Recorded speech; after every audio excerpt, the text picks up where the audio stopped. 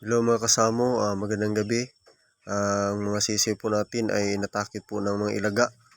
At ngayon, ayan po ang nangyari sa kanya. Yung isa, ang dalawa po, patay po ang dalawa at siya lang po ang naka-survive. At sana makasurvive po to. At bago po yan, intro muna tayo. Bring it down, go boom.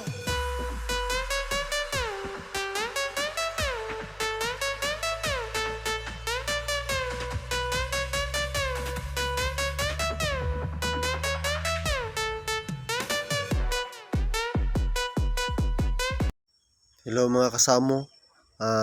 Kung titingnan nyo, napunit talaga yung ano niya, yung sa liig niya.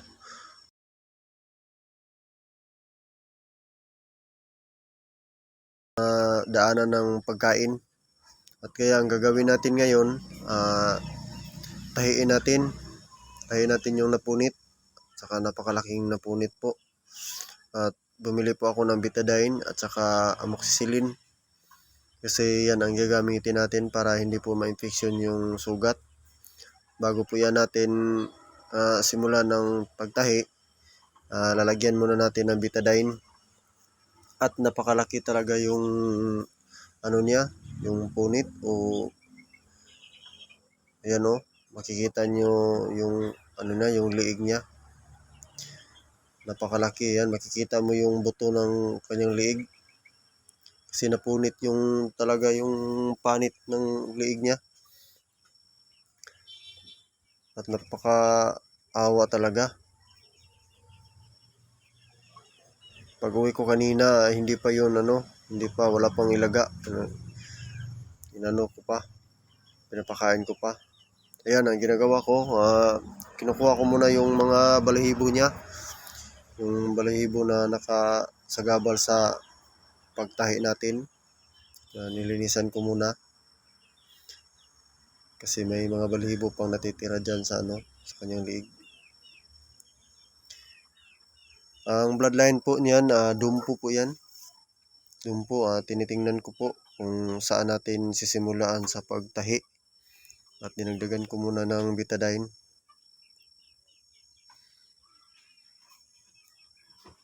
Wala po tayong cotton kasi gabi na. Kailangan talaga natin yung tahiin. Hindi na natin palipasan ng bukas kasi hindi na yan parang parang matigas na natin. Parang mahihirapan na tayong magbalik sa kanyang balat. Yan po. Diyan po tayo nagsimula magtahi kasi yan muna ang natin dugtong. Tapos lilipat tayo diyan sa kabila, yung dun sa kanyang liig talaga, yung liig niya yung may dadaanan ng pagkain.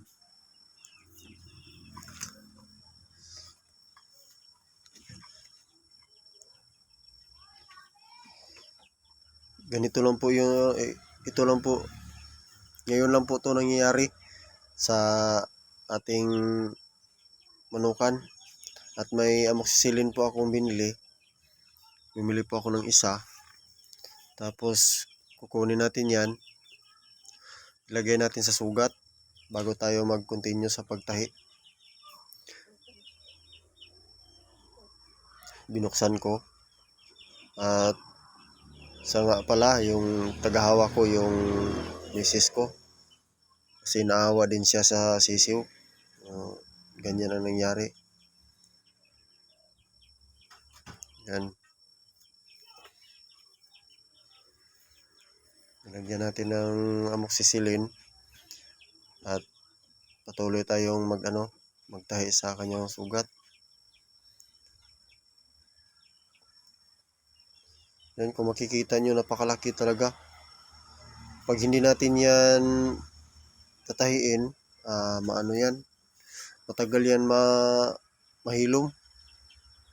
At saka ang hirap talaga yan yung mga balat niya. Hindi talaga mahilom agad pag hindi natin yan tatahiin.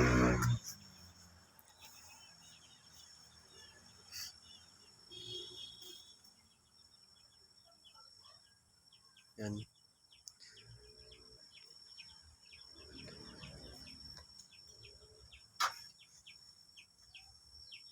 Pangalawa na po yun.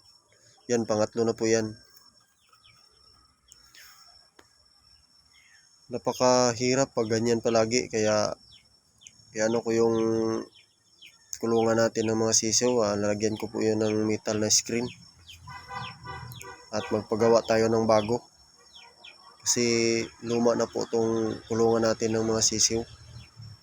Madali lang mabutasan ng ng mga ilaga. Kasi plywood lang yung nilagay ko doon sa sa kanyang takiliran. Hindi ko po nakita na may butas na pala doon sa itaas. Doon dumaan yung mga ilaga. Yan, sobrang nahihirapan tayo niyan, no?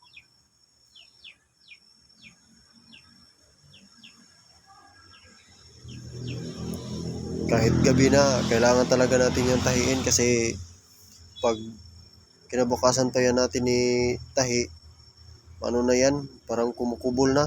Kubol na yung niya, yung balat. Mahirap na tayo idugtong.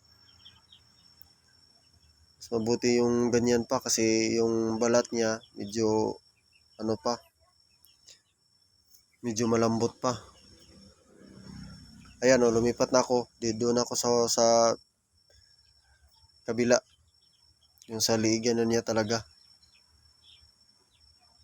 Kasi nagli-letter V yung punit. Dinugtong ko na yan, oh.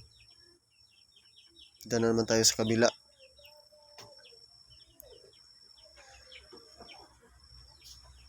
Minsan, mag-inspection talaga tayo sa ating mga kulungan ng sisiw. Kasi dito sa amin, pag medyo gutom yung mga ilaga, papasok talaga sila.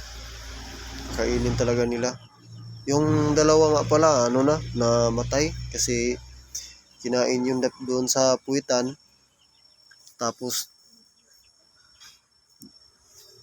kinain din yung yung sa istaka ng pagkain na doon sa sa babalunan. Doon kinain kasi may mga pagkain doon.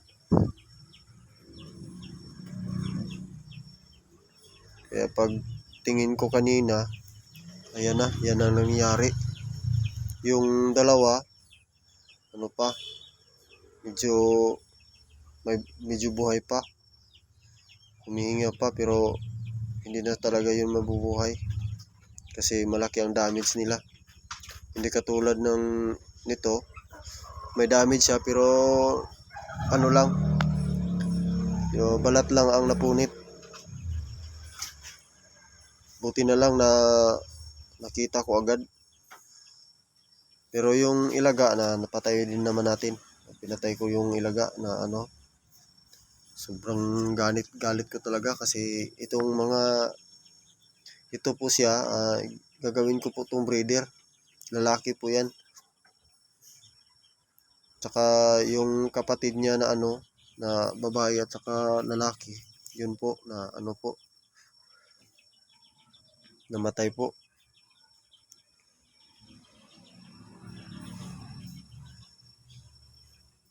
Yan. May 4 po tayo sa kabila at sa kabila naman maaabot po yan ng 5 o 6. Kasi mataas. Ayan. Malakas din naman siya. At nilagyan ko na naman ulit ng betadine. Yan. Tapos lalagyan din natin yan ulit ng ng amoxicillin para madaling mahilom ang sugat. Ang problema lang po natin yan kasi parang mahina lang siya pong kumain kasi masakit yan. Kumikirot po yan. Kasi wala po akong napainom na gamot sa kanya. Yan lang po kasi gabi na. Kasi sirado na po lahat yung mga Ayan po ang kung makikita nyo, nagli-letter B yung niya, yung sugat. At malakas din naman siya. Yan. Yan oh.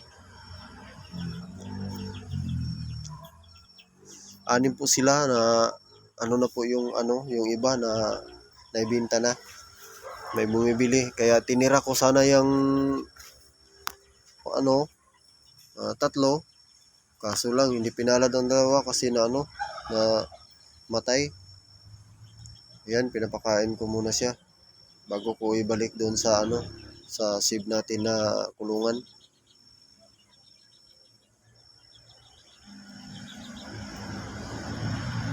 Yan o.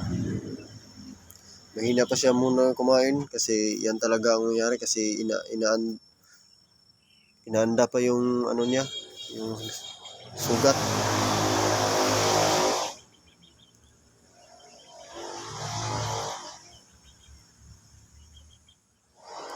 Yan.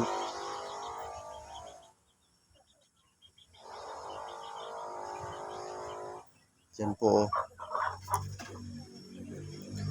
Gold po yan, gold.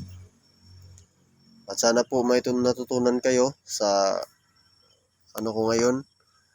At yun lang po. At huwag mo yung kalimutang